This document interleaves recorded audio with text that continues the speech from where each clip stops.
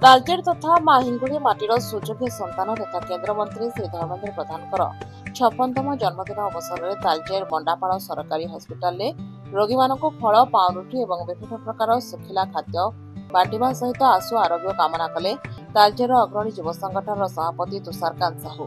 एक कार्यक्रम में संगठन सबु सदस्य उपस्थित एक खाद्य बंटन में साहाय्य सहयोग करथिले।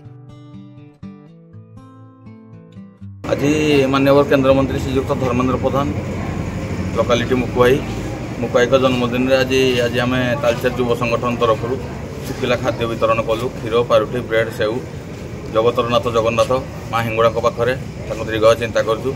आगामी भी कार्यक्रम हम आमर गोटे आज गोटे नुआ संघर भी इनाग्रेसन हम मंत्रीकर जन्मदिन में और दीप प्रज्वलन हम ये विभिन्न प्रकार कार्यक्रम आज हम तालचेर युव संगठन।